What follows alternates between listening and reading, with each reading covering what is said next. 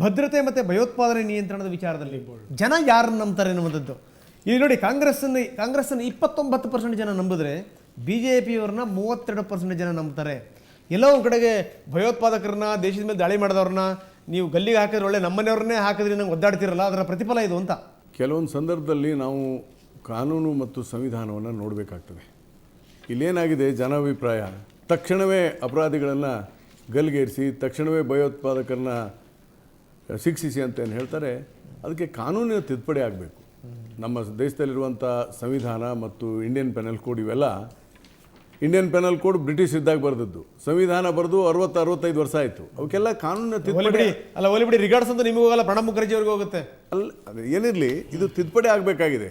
ತಿದ್ದುಪಡಿ ಆದಾಗ ಮಾತ್ರ ತ್ವರಿತವಾಗಿ ಆ್ಯಕ್ಷನನ್ನು ತೆಗೆದುಕೊಳ್ಳಿಕ್ಕೆ ಸಾಧ್ಯತೆ. ಇದರ ಅಸಹಾಯಕತೆ ಇರೋದ್ರಿಂದ ಜನ ಹಂಗೆ ಮಾತಾಡ್ಕೊಳ್ತಾ ಇದ್ದಾರೆ. ಬಟ್ ಮುಂದಿನ ದಿನಮಾನಗಳಲ್ಲಿ ಇದರ ಕಾನೂನನ್ನು ಬದಲಾವಣೆ ಮಾಡ್ಕೊಳ್ಳೋಂಥ ಅವಶ್ಯಕತೆ ಇದೆ. ಓಕೆ, ಆಯಿತು. ಈಗ ಈ ಒಟ್ಟಾರೆ ಸಮೀಕ್ಷೆಯ ಬಗ್ಗೆ ಜನರ ಅಭಿಪ್ರಾಯದ ಬಗ್ಗೆ ಏನಂತಿರ್ತಾವೆ ತುಂಬ ಸಂಕ್ಷಿಪ್ತವಾಗಿ? ಒಟ್ಟಾರೆ ಈ ಸಮೀಕ್ಷೆಯ ಬಗ್ಗೆ ನಾನು ಸಮೀಕ್ಷೆಯನ್ನು ಒಪ್ಕೊಳ್ತೇನೆ. ಯಾಕಂದರೆ ನಿಮ್ಮ C4 ಮತ್ತು ಅದು ನಿಮ್ಮ ಚಾನಲ್ ಮಾಡಿದೆ ಅಂದಮೇಲೆ ನಿಷ್ಪಕ್ಷಪಾತವಾಗಿ ತಾವು ಮಾಡಿದಿರಿ.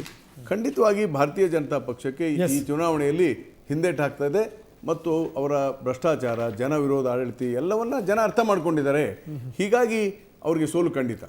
ಇದು ಎಲ್ಲವೂ ಕೂಡ ಇನ್ನೂ ನಮ್ಮ ಮುಂದೆ ಭಾಳ ಸ್ಪಷ್ಟವಾದಂಥ ಚಿತ್ರಣ ಇದೆ. ಆದರೆ ಇವತ್ತು ಕಾಂಗ್ರೆಸ್ ಮತ್ತು BJP ಪಕ್ಷಕ್ಕೆ ಸೆಡ್ ಹೊಡೆದು ಇವತ್ತು ಜಾತ್ಯತೀತ ಜನತಾದಳ ನಮ್ಮ ನಾಯಕರ ನೇತೃತ್ವದಲ್ಲಿ ಸ್ವತಂತ್ರವಾಗಿ ಅಧಿಕಾರವನ್ನು ಮಾಡ್ತಕ್ಕಂಥ ಶಕ್ತಿ ಇವತ್ತು ರಾಜ್ಯದಲ್ಲಿ ಇದೆ ಅನ್ನೋದು ನನ್ನ ಒಂದು ಸ್ಪಷ್ಟವಾದಂಥ ನಿಲುವು. Okay, fine sir.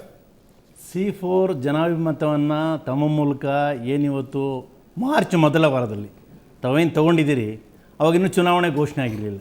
ತಾವೇನು ಜನಾಭಿಮತವನ್ನು ಘೋಷಣೆ ಮಾಡೋದ್ರೊಳಗೆ ನಮ್ಮ ಕರ್ನಾಟಕ ಜನತಾ ಪಕ್ಷದ ಒಂದು ವತಿಯಿಂದ ಎಲ್ಲ 224 ಕ್ಷೇತ್ರಗಳಲ್ಲಿ ಅಭ್ಯರ್ಥಿಗಳನ್ನ ಹಾಕಿ ಈಗ ಗೊತ್ತಿಲ್ಲ ಅಂತಕ್ಕಂಥ 53% ಏನು ಜನಗಳ ಒಂದು ಮತದಾರರು ಇದಾರಲ್ಲ, ಅವರ ಮನವೊಲಿಕೆ ಮುಖಾಂತರ ಕರ್ನಾಟಕ ಜನತಾ ಪಕ್ಷ ಅಧಿಕಾರ ಹಿಡಿತೆ ಅಂತಕ್ಕಂಥದ್ದು ನನ್ನ ಅಭಿಪ್ರಾಯ. Yes sir.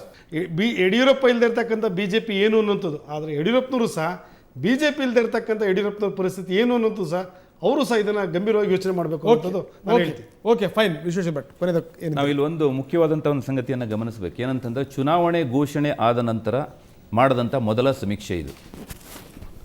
ಇಲ್ಲಿ ನನಗನ್ಸುತ್ತೆ 3 ಪ್ರಮುಖವಾದಂಥ ಒಂದು ಸಂದೇಶಗಳನ್ನು ನಾವಿಲ್ಲಿ ಹುಡುಕ್ಬೋದು ಅಂತ ಅನಿಸುತ್ತೆ. ಮೊದಲನೇದಾಗಿ, BJPಗೆ ಒಂದು ಅಪಾಯದ ಮುನ್ಸೂಚನೆ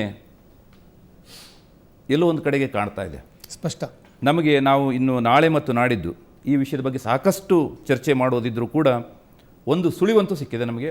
BJPಗೆ ಎಲ್ಲೋ ಒಂದು ಅಪಾಯದ ಮುನ್ಸೂಚನೆ ಕಾಣ್ತಾ ಇದೆ.